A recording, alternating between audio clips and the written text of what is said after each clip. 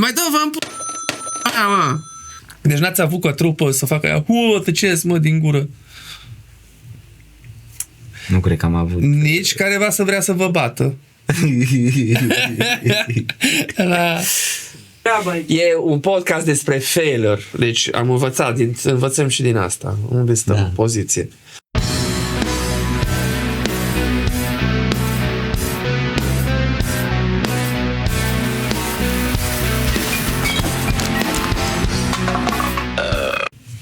Începem aici pe canapea, în studio. Începem în studiourile Drumken cu Bloss. Sau Helmut, cum vrei tu. Cu Bloss. Cu Bloss, așa. Să ne povestească despre viață. Viață și cum eșecurile ne aduc mai în față. Ca să și rimeze. Hai noroc. Hai noroc. Și Doamne ajută să vedem Doamne ce ajută. putem să povestim. Da, exact. Bă, eu cred că eșecurile... Încep tu, că știi că n-am ce să întreb. Păi nu, încep eu și cumva pe parcurs mă mai întrebi. Bine. Când crezi tu că e momentul să intervin, că altfel vorbesc când dragi de mult. Deci o să vorbesc mult și când crezi, zici, bă, mai taci, mai zici altceva, știi? Mai vii cu o întrebare, mai... Sau poate trebuie să dezvolt, mai zici, mai dezvoltă. Nu. Eu cred că multă lume care nu greșește destul de mult sau nu greșește într-un timp optim, poate să ajungă să nu ajungă în față doar din simplu fapt că nu greșește destul de mult. Mulți le place, mie mi se pare că oamenii care încearcă să joace la sigur, cum ar veni, și să facă lucruri la sigur și așa cum trebuie, de fapt sunt oamenii care pierd cel mai mult. Că mă duc la un job, e sigur, îmi iau un credit și fac o casă cum fac și restul. Că e sigur, am casa mea și nu fac nimic în afara zonei de confort sau ceva care să-i facă să greșească și atunci stagnează. Nu mai fac nimic. Alții, de exemplu, nu vor să ducă un proiect la care le frică și efectiv nu mai fac altceva pe lângă. Preferă să rămână într-o zonă de confort sau într-o zonă în care nu se pun într-o situație în care să greșească, într-o situație penibilă și atunci nu mai fac și stau acolo. Și acum sunt multe moduri în care poți să greșești. Corect. În funcție de situație. Și asta și vorbeam, că mulți își dau, nu se apucă să facă nimic, că își dau, cum îi zice, se sabotează înainte să se apuce. Alții nu vor să pară că au greșit și atunci mai bine nu fac. Tocmai că adică asta e o chestie care o fac eu. Mi-am dat seama după multă vreme că eu consideram că sunt leneș, că nu mă apuc de treabă, că mai bine nu fac chestia aia, până după ce m-am documentat mai bine și motivul principal pentru care se procrastinează, adică cel mai uzual, care se întâmplă și la mine, e frica de a eșua. Și atunci creierul spune, decât să eșuezi, mai bine uite-te la un serial. Mai bine fă aia. Mai bine. Mai trag un joc pe calculator. Exact. Și în ultimele, tot timpul știu, când mă duceam aveam proiecte la școală, făceam de multe ori, aveam cam o oră de mers cu trenul ca să ajung unde era faculta. Și tot timpul pe tren, în ultimele 30 de minute, eram cel mai productiv decât aș fi fost în tot proiectul care îl aveam pe 2 săptămâni sau o lună. Și pe tren, efectiv, în ultimele 20 de minute scriam acolo o prezentare, mai puneam niște bullet point. Licența sau ce era, știi? Și tot timpul îmi doream, tot timpul când era chestia aia îmi doream, băi, eu sper că în următorul proiect să fiu așa de productiv cât am fost pe tren. Yes. Să fi fost așa în fiecare zi, să am o jumătate de oră în fiecare zi. Dar nu era cazul. De obicei, cu cât aveam mai mult timp, cu atât aveam mai mult, cum îi zice, durere undeva. Și nu făceam. Da, în locurile boring, cum ar fi un tren, mie mi-ar veni multe idei. Da. Mă gândesc, de eram la mine la săliță, să fac aia, să mă apuc de aia. Când ajungi acasă, uiți toate ideile. Da, Da. Dar nu, că mi-amintești acum... Și în locurile boring sau când vrei să fii acasă, îți vin tot felul de idei, uai, ce aș face aia, să mă apuc de podcast. Acum când ajung acasă... Nu mai fac nimic, dar nu, chiar acum mi-am amintit, am un prieten cu care tot zicem că facem brainstorming, să vedem cu chestii de business bune și ne apucă doar când suntem beți. Mergem la poker, ne dăm tare și acolo deja nici nu ne mai... Deci n-ar fi cel mai optim moment în care să vorbești despre idei serioase în momentul în care tu ești praf. Și atunci ne vine. Dar în momentul în care suntem treji, în care ne-am putea întâlni și am putea vorbi, nu se întâmplă nimic. Atunci nu. Dar când suntem beți, nu știu ce, am ideea aia, știi? Și a doua zi mă trezesc așa din beție, mahmur. Da, știi? Deci n-are nicio treabă una cu alt. Vin idei creative, știi? Atunci îți vin ideile. Și de obicei, cum ai zis tu, ori în momente foarte plictisitoare, ori în momente care chiar n-ar trebui, atunci, sau știi de astea care ești beat, gălăgie, tot felul, numai atunci când trebuie, nu. Și știu că și pe mine m-a apucat pofta aia de așa am o poftă să mă apuc să citesc ceva sau să fac ceva la curs, dar numai în situațiile care știam că oricum n-am cum să mă apuc. Că eram în vacanță, mai erau 3 zile, dar aveam așa un gând, că ar fi fain să mă apuc de chestia aia. Știa creierul, era așa într-o siguranță creierul că și așa nu te apuci acum, dar ar fi fain să te apuci cândva. E foarte perfect creierul ăsta. Ei. Da, nu. Ți-am zis că ideile și toate ideile care ți intră în cap e doar dintr-un context exterior sau din lucruri. Deci îți iei niște modele din exterior și după aia crezi că e ideea ta sau simți ceva și crezi că e de la tine. E iar o iluzie de sine, o iluzie că de la tine vin când de fapt ideile ți-au venit de mai de mult, influențate de ce informații ai văzut, cu ce oameni te-ai întâlnit, ce ai mâncat, ce ai văzut și după aia cumva trăiești cu senzația că eu am venit, că văzusem un experiment, au luat niște marketeri de ăștia foarte veterani, adică oameni cu experiență și task-ul rol era să găsească o metodă de branding pentru un muzeu de taxidermie, de asta care împăiază animale. No, și au luat fain frumos marketerii, i-au băgat într-o limuzină, i-au plimbat prin oraș exact pe unde au vrut ei, i-au dus la locul unde trebuia să creeze ei conceptul, cum o să promoveze respectivul muzeu, i-au lăsat, nu știu, cât au fost câteva ore, când s-au întors, ăștia au avut toată macheta, tot pregătit și au zis că, ok, până să le arătați voi cu ce idei ați venit voi, noi o să vă arătăm cu ce credem noi că voi ați creat. No, și ei au creat adică ideea producătorilor erau că voi o să creați ceva despre un rai, cu niște animale, cu zoo și tot felul. Și era aproape similar. Adică ceea ce au crezut ei că o să vină era foarte apropiat.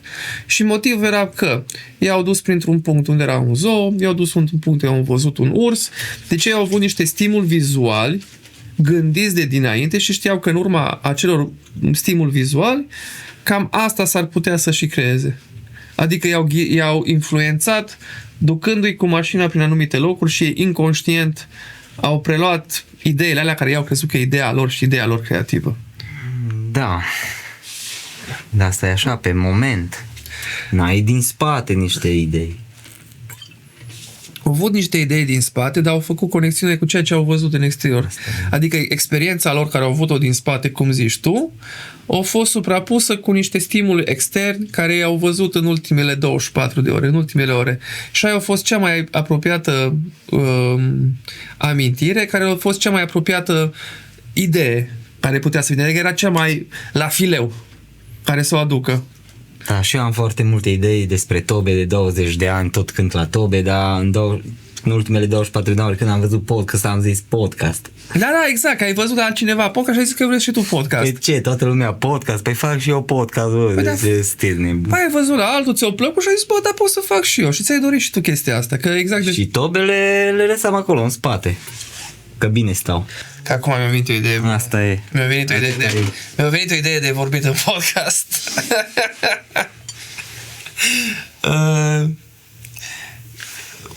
vreau să mă duc la Toastmasters și E un podcast Toastmasters despre e o organizație în care e pentru cei care au frică de a vorbi în public.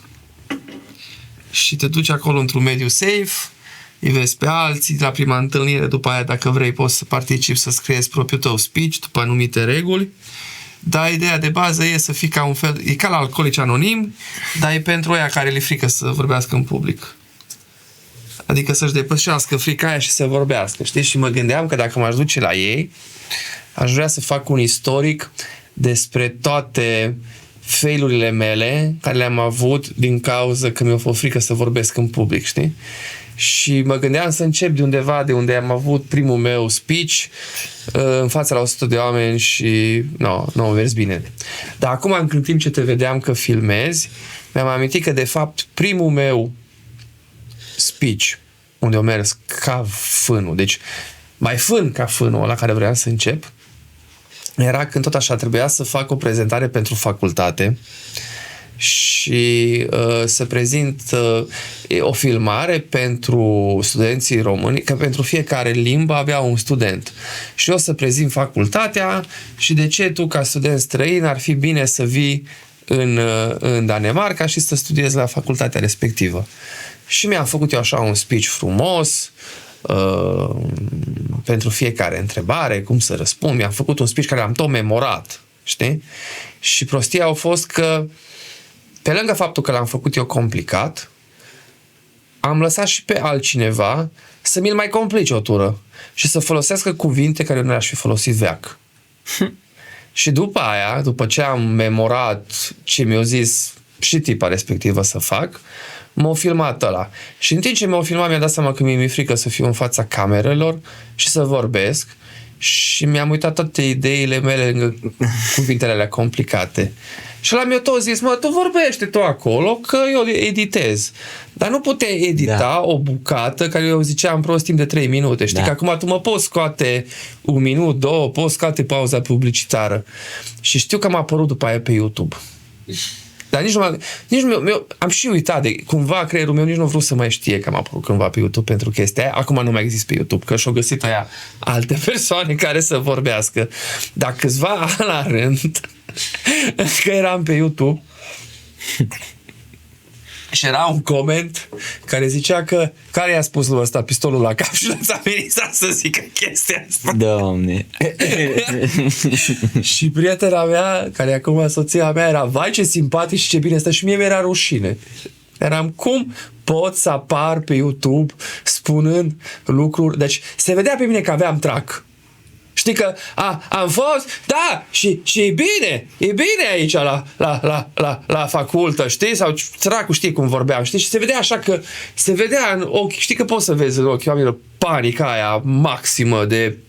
Și acum când ți-ai zis că mă vedeai, știi, m-am auzit așa și am zis, mi-am amintit când mă filma ăla și eu ziceam, filmam și e foarte nasol să crezi că poți și că știi și că e bine și când începe, atunci realizezi de fapt că tu nu. Ți-ai creat o idee falsă și tu te caci pe tine de frică când tu credeai I got this. Asta e. Mă duc într-un internship despre un coworking space care merge pe zona antreprenori socială.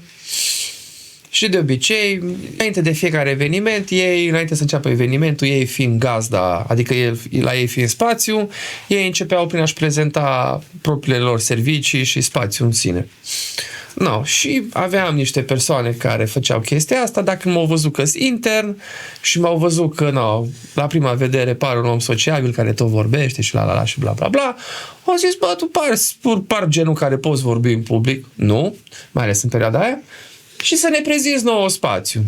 Și au zis că, cum ar veni, eu am venit pe la ora, să zicem, pe la vreun 3, 12, 1, 3, ceva de genul, și evenimentul era la 6. Deci am avut timp destul să văd un video, să văd site-ul și aia mi-au zis, creează-ți speech-ul cum crezi tu de cuvință, dacă nu, în cel mai rău caz, fă pe prostul și pune video-ul ăsta, că așa durează 1 minut și video oricum era un video de prezentare. Și eu, tot așa, crezând că sunt cu tupeu și că pot, am creat eu acolo un speech mai lung, încă am și vorbit 2 minute, și am venit la ele și normal că e una să vorbesc cu o persoană, 2, 3, și alta să vorbești cu mai mulți, altă trăire o ai, știi? Și în momentul când le-am zis lor, am zis, te vorbesc de asta, și au zis, bă, chiar ne plac ideile tale, hai să vorbești acum la 6. Și am zis, bine, nu, ce are? Știi, vorbești la 6. Fix. Și dacă e o chestie care mă disperă, mă bucur că nu am căștile, e să-mi aud vocea singură, știi? Să-ți auzi propria ta voce, așa, nu știu. Cred că toată lumea își detestă propria lui voce să audă în asta. În afară de narcisiști. De vocaliști. Cum e Trump, au zis că la vocaliștii Trump, narcisiști. știi că la Trump vocaliștii sunt obișnuiți, pe vocalistul cântă într-una, trebuie în baie, ar fi nașpa, merge la înregistrări. Ar fi nașpa să nu-i placă cum cântă, da. Îi place la toată lumea, mai puțin lui. Ar fi nașpa. Dar știi că și la Trump, de multe ori le scriau un raport, scriau Trump cu trâm mare, că știau că numai atunci citește. Că își vedea numele în text, știi, scana un text și își vedea că undeva scrie Trump. Și acolo urmărea textul, că uite, băi, ceva cu mine, știi? Știi, și așa, nu. No. În fine, le-am explicat la alea că am sărit din alta, că cam asta e textul meu și au zis, bravo, ție, mi-a dat un microfon și aveam eu oarecare emoții, dar undeva cumva subconștientul meu spera să nu vină multă lume, știi, chiar spera că câtă lume poate să și vină, știi? Norocul meu că primul eveniment a fost... cineva. Da, tu dormi în podcastul. Dormi în podcastul. Trezește-te tu. Avem ascultători. Și tu dormi în papuci. În fine. Norocul meu că era un eveniment despre cum să failui. Cred că a fost și fain așa, într-un fel. Că după aia am văzut pe alții cum povesti și cred că lumea au și uitat de mine. Păcat că au venit niște prieteni care mă știau, știi? Au venit și ei pe acolo. Ce faci, bă, Blosi? Bine? Da, ok. Și încep să deschid. Și până să încep, văd, bă, că apare lume. Deci au fost 150 de oameni. Și nașpa când ai microfonul, te caci pe tine și ți auzi vocea care oricum o detești, că e vocea ta, dar de data asta vocea ta tremură și vorbește într-o engleză. Și în engleză. Păi nu engleză, care e a doua limbă, dar din cauza fricii și mai proastă. Adică oricum poate nu era perfect în perioada aia, că eram chiar, nu știu, în primii ani și adică nu aveam atâta fluență în engleză, dar din cauza fricii s-o tot engleza, s-o futut și speech-ul și știu că pe la jumatea speech-ului mi-am dat seama că nu mai am următoarele 2 paragrafe, că erau, deci oricum am primul paragraf, la al doilea paragraf deja era pe jumate și nu mai suportam eu să mă mai duc încă 2 paragrafe și am zis, uitați aici un video. Am pus un video. Ne-au văzut și șefa, au zis, vai de curul tău, dar asta nu a oprit-o să zic că mai continuă, că oricum ea nu mai avea chef să vină la ora 6. Știi, să mai stea după program, că asta ar fi însemnat ca ea să termine programul la 5, să mai stea o oră, să facă chestia asta. Era mai bine să stea internul și să... Mie oricum făcea să sta la evenimente, să socializez, îmi plăcea mai mult să vorbesc în public. Și oricum, chiar după failul ăla, ceea ce m-a șocat enorm, era că am întrebat pe cine e interesat de un tur ghidat, că era vorba de un coworking space, cine e interesat de un tur ghidat, să vină cu mine să le fac o prezentare, care deja necesita mai multe informații. Ce prețuri sunt, unde există birouri, adică nu mai era doar că salut, noi suntem ăștia, cu asta ne ocupăm, cumpără-ne serviciile, care era foarte simplu și ușor.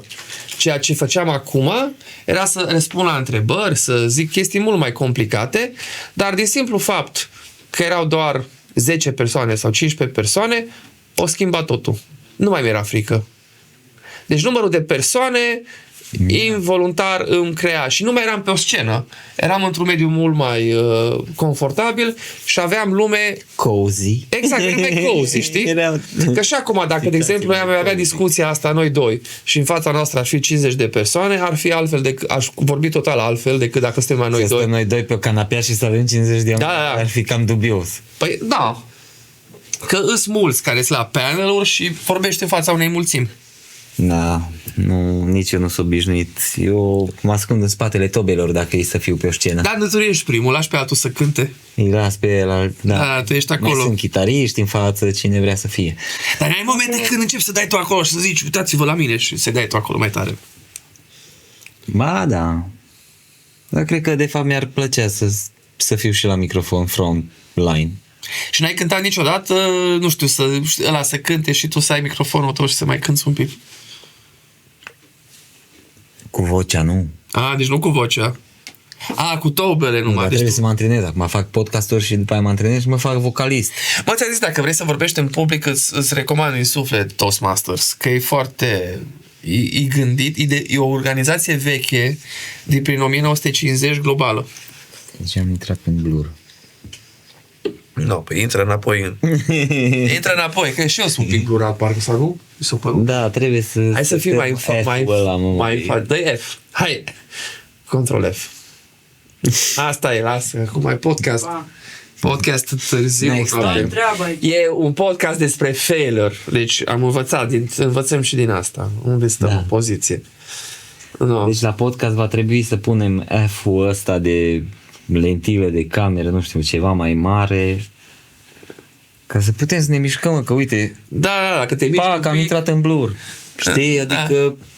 Că am ieșit din blur. Și eu sunt un pic în blur, nu? Că nu. Păi ba da, dar că acum l-am pus că de ce stăm noi așa.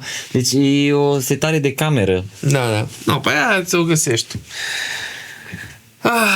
Da, și asta vreau să zic, că după ce am avut, când vorbeam cu 20 de oameni era mult mai lejer și după câteva săptămâni ce m-am gândit eu, bă, frate, beau. Că eu dacă beau mai... Ne scoatem din blur, Da, eu dacă beau mai cu tupeu și atunci nu e nicio problemă. Și până a început să am speech-ul meu, ăștia oricum aveau bere gratis, și eu tot am băut bere, așa am băut vreo 3-4 beri și am zis, cum e mai bine, uite bă, că am tupeu. Și am avut tupeu până a început treaba. Și mult mai nașpa să-ți fie și frică să fii și beat. Deci să-mi bag, deci mai urât.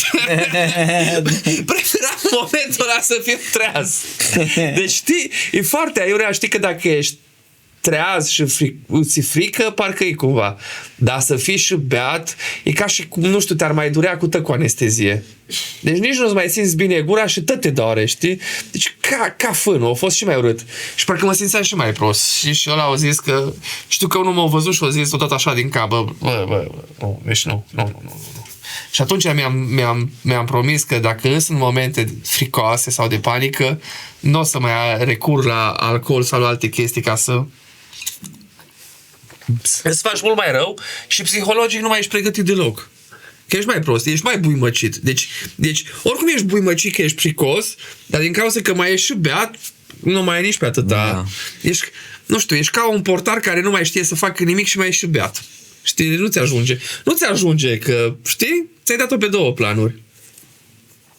Și cel mai urât la toate lucrurile astea, că după aia mi-am dat seama de ceva vreme, erau că speech-urile erau scurte. Erau niște speech-uri fucking scurte, 2 minute, exact cum a fost introducerea. Greu de început, dar după aia îți dai drumul. La speech-urile astea de început era doar panică și cât de cât puteam să termina treaba. Eram gata cu ele. Și mi-a luat foarte mult timp. Asta înseamnă emoția pe scenă. Da, dar mi-a luat foarte mult timp și să mă pregătesc foarte bine și să, să trec peste. Și în momentul în care am considerat că am reușit în chestia asta, cred că au fost după vreo 16 failuri. Deci astea care ți le-am zis au fost primele două. Au fost foarte mari, după aia n-am mai făcut, că mi-a fost frică, după aia am mai avut niște prezentări tot așa în fața lumii unde nu mai eram. Dacă vorbeam cu profi, eram ok. Știi că erau profi, știam, eram numai eu cu ei, nu eram numai noi în sală, n-aveam o problemă. După care am avut niște proiecte de prezentat,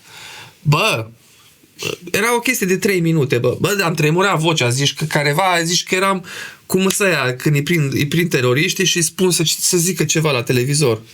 Deci eu cred că ăia vorbeau mai frumos ca mine.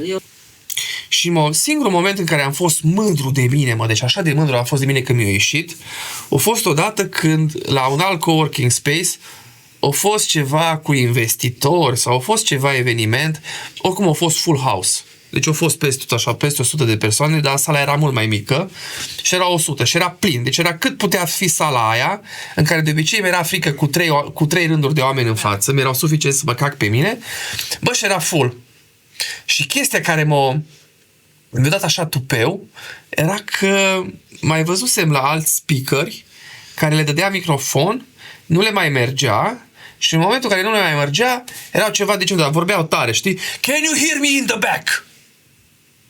Și de faza aia că this is freedom, știi? Adică îți dădeai cumva drumul, știi? Și mi-a fost așa frică, dar cu toată frica aia mi-am canalizat-o spre can you hear me in the back? Și aia, yes!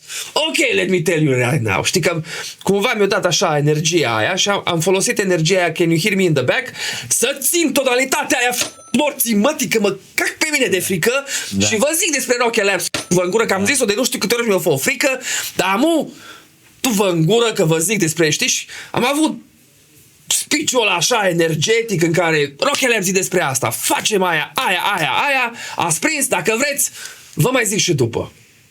Și am trecut cu energia aia de yes, motherfucker, știi? După aia următoarea dată iar m-am căcat pe mine, dar atunci mi-a ieșit.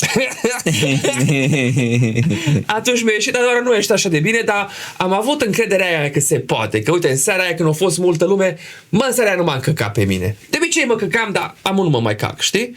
Și a fost vorba de, încă o dată, cred că a fost, nu știu dacă am zis 16 sau cât a fost, dar în capul meu au fost multe până am reușit în punctul ăla să ajung. Și mi-era ciudă, că odată, de exemplu, am avut o prezentare în clasă, bine, nu se pune în clasă versus când ai o chestie în public, pregătisem o carte, că despre management, că nu este că putem pregăti orice, am vorbit cam vreo 40 de minute. Primele 3 tot îmi tremura vocea. A fost greu. Până când mi-am dat drumul. În momentul în care mi-am dat drumul, am avut o cadență, am vorbit super încrezător până la sfârșit. Și cum ai reușit să-l dai? Adică cum? Era din cauza că eram foarte bine pregătit. Citisem cartea aia foarte bine, îmi făcusem notițe, îmi făcusem prezentarea, știam foarte bine. Și atunci, oricum știam teoretic, dar atunci am văzut-o practic, din cauza că mi-a fost lene să fac toată cartea. Și un coleg de clasă a zis că își preia și el 3 capitole, ultimele 2 capitole din carte. Nu știu, a fost o chestie. Știu că virgula cartea avea vreo 14 capitole și eu am luat majoritatea, adică ceva de genul 80% și respectivul o mai luat câteva capitole ca să aibă și el, ca să nu zică că nu au făcut nimic cum ar veni. Diferența dintre ele era că eu făcusem cursul și citisem și cartea. Și făcusem și prezentare și mai prezentasem la careva deja înainte. Deci eram pregătit. Stai aici. Iar în momentul în care am prezentat, profa... Să vedem cum iasă. Iasă că e... Profa au văzut că îți pregătit și știi și mi-au și zis că foarte bun lecture. Că de fapt ce am făcut a fost de fapt un lecture, că nu a fost o chestie interactivă. Dar în momentul în care tipul a vorbit și care s-a văzut clar că a făcut-o superficial, s-a bâlbâit, a vorbit pe lângă și nu era dacă ești super bine pregătit și ai niște bullet poți să treci peste chestia asta. Da, din cauza că știi. Și am observat și chestia asta când am făcut workshop-uri. Cred că asta se întâmplă și la muzicieni. Chiar a fost chestie. Că dacă tu faci foarte, foarte multe repetiții, adică nu, 100.000 de ori cânti aceeași piesă, indiferent câte emoții ai și trag de scenă sau... Treci din cauza, din repetiție, din reflex. No, și atunci mi-am dat seama că aia a fost proba, adică știi că de mult îmi place să-mi demonstrez experimentând chestiile astea, mi-am dat seama că diferența dintre mine și el era că eu știam mai bine și atunci eu de-aia încerc tot timpul să explic la oameni concepte și ce am învățat, pentru că dacă eu nu pot să țin o cadență și eu nu pot să ți-o zic clar, simplu, înseamnă că eu nu o cunosc destul de bine. În momentul când nu știu anumite lucruri, mă încep să mă bâlbâi, nu mai știu să zic, nu mai știu să fac. Înseamnă că eu trebuie să o revizuiesc. Și iară foarte important e dacă o zic foarte complicat. Dacă nu știu să o simplific. Că de multe ori când vorbesc la SEO, tind să vorbesc de parcă și tu ai ști. Da. Și dacă eu deja te pornesc de la un punct care poate îl înțelegi, dar dacă tu nu ești un om în SEO și eu încep să mă duc la niște detalii, Și nu știu să ți-o zic simplu, pe tine te-am pierdut. Și de multe ori când vorbeam cu lumea, zicea, bă, gata, că mă doare capul. Bine, într-o vreme când lucram în firmă, abuzam de detaliul ăsta.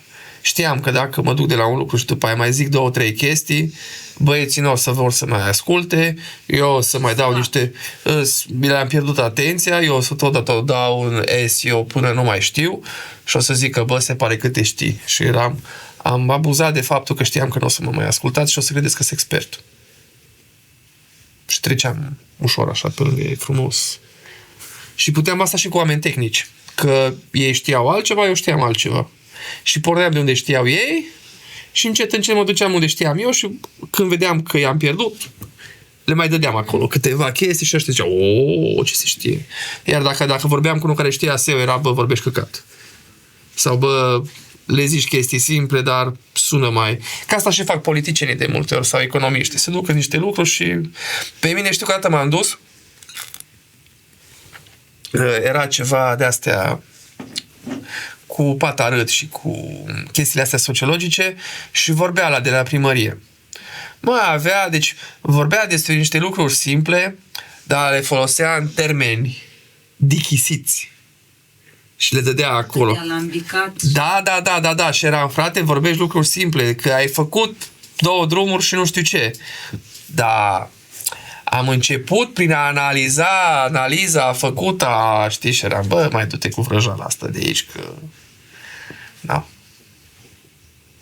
Da.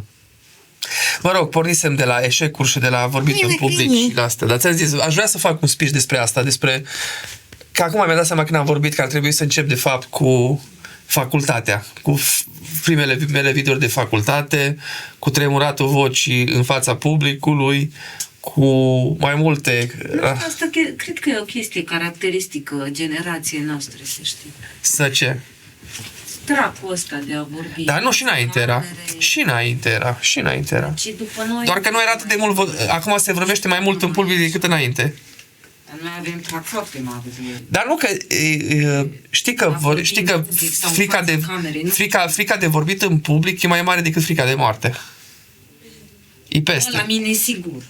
Dar știu și de ce. Chiar mari probleme și când sunt pregătită. Pot să fiu foarte pregătită, dar în momentul în care sunt în fața publicului... Dar nu că, cum au zis și un tip, nu mă înțelege.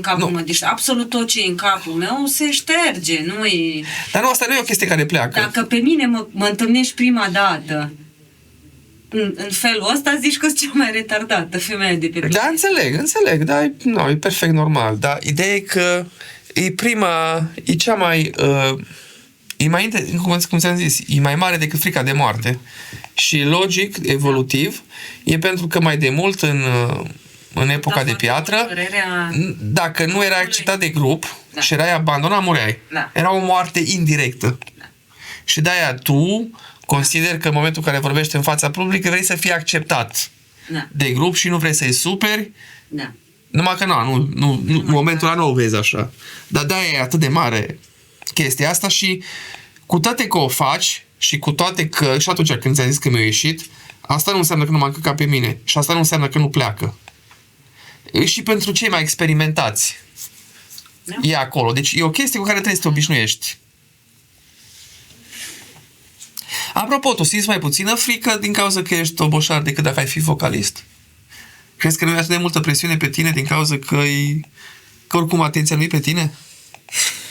Pe fiecare cum se obișnuiește, adică dacă eram vocalist... Tu ai frică când te puși pe scenă? Când mă pun pe scenă? Când urmează să cânti și ai în față, nu știu, 400 de oameni.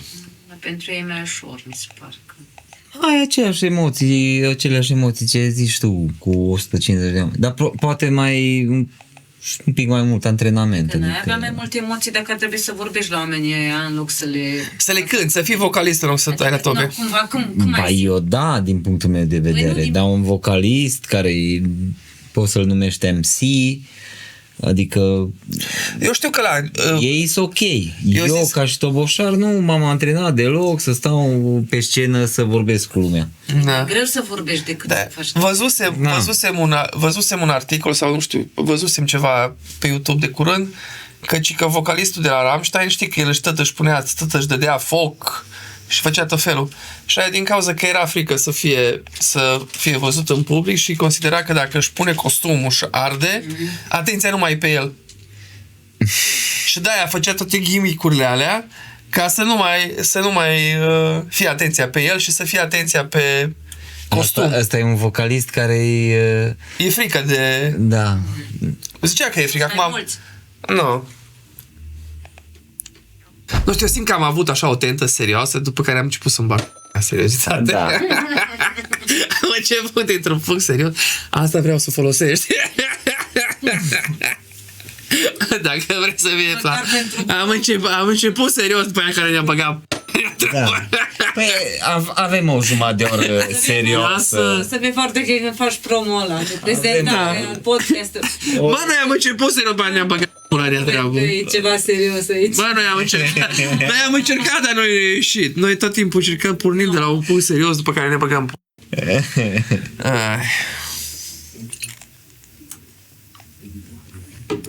Nu, da, la ora asta să faci podcasturile. Da, îs oameni în viața asta care se iau prea în serios. Uite, asta ar fi iar o temă. Asta ar fi iar o temă bună, mai ales că tu vrei să fii pamfletar. Seriozitatea. Știi? Că strică, nu strică. Deci știu oameni care se iau prea în serios, mă. Ne mai dă-vă în mă. Lăsați-o mai mole. Am ascult, parcă mă enervez așa, că mă enervează cât de serios. E important, așa, e foarte importantă viața, e foarte important ce fac ei. Dar nu, da. Foarte important. Da, dar e important să fii împățepat în curs și să faci aia. Știi? Și la maniera dacă nu faci ca ei, bă, eu știu că mai ales când eram la, mai țin minte când eram aici acum la Covorașe, aici prindeam eu Covoraș, vai, eu ți-am zis faza când am sunat la taxi și am făcut piciu de Covorașe. Vai de p***a, știi că o să uitam la mine taică-miu ca la felul 14. Ideea e că de la o vreme atât de mult uram ce fac. Și de obicei aveai mesaje de astea automate care ți le puteai înregistra când te suna clientul să zici că bună ziua, mă numesc Glosel, cu ce vă pot ajuta, știi? Scurt. Aici la Covorașe, din cauza că eu eram ăla care suna, nu puteam să registrez partea asta, știi? Și tot era că bună ziua, mă numesc Glosel, sunt de la o firmă de import-export de Covorașe, nu mai știu cum era speech-ul. Dar era ceva de genul că bună ziua, mă numesc Glos Helmut, vă sunt din partea Domoris Deco, o firmă de import-export de Covorașe și preșuri de baie și nu știu ce mai ziceam. No, și ziceam asta de fiecare dată când sunam clienți noi, deci ceea ce se întâmpla des. No, și într-o sâmbătă de dimineață sun la taxi, să chem taxi. Și în loc să zic că vreau taxi pe Petru Maior la Punte, n-am zis numai că mă sunt de la Domoris Deco, am zis tot spiciu. Deci, bună ziua, mă sunt din partea la Domoris Deco, suntem importatori de... Și am făcut tot spiciu, știi? Deci nu... N-am zis că hai cu taxi, am zis nu, dar vrei Covorașe, știi? Da. Momentul în care mi-am dat seama că nu a fost momentul în care am vorbit, când mi-am terminat speech-ul, știi? Ceva în capul meu îmi spunea că ceva am făcut meciul. Dar în momentul când m-am uitat la taică-meu și taică-meu s-a uitat cu privirea aia că băiete, nu ți bine. Băiete, ce ai, știi? Și atunci mi-am dat seama. Știi că am terminat așa? Aia de la centrală... Aia de-abia a apătut, că dacă îți mai zic după aia mor dracu aici, zic. Bă, dar asta mi merge? Da, spune. Și cum îi zice? Aia, ce a zis domnul? Și eu, un taxi pe care să mai la Ponte, știi? Adică, hai să terminăm povestea asta și terminați taxi, hai să ne facem că nu există. Da, Doamne, deci m-a bântuit. Atunci mi-am dat seama că prea multe Covorașe strică, bă. Da, și acolo aveam colegi de lucru care se uitau la mine ca la un fenomen, știi că ce fac cu viața mea, de ce nu mă căsătoresc încă, de ce nu vreau să am copil, de ce nu vreau să... Și mă uitam la ele, bă, dracului, că vreau să beau, să mă învăț, să, nu știu, să văd lumea, habar n-am. Sau mai țin minte că tot așa, când eram la... Deci era perioada aia când eram super imatur și tot felul. No, câteodată poate lumea avea dreptate, poate era un pic cam mult. Dar mă uitam la ei și eram ceva de genul, dacă am de ales între neserios și foarte serios, o să aleg neserios, oricând. Foarte serios, prea serios sau mai bine neserios. Nu super neserios, dar mai bine neserios decât foarte serios, clar, oricând, la orice oră.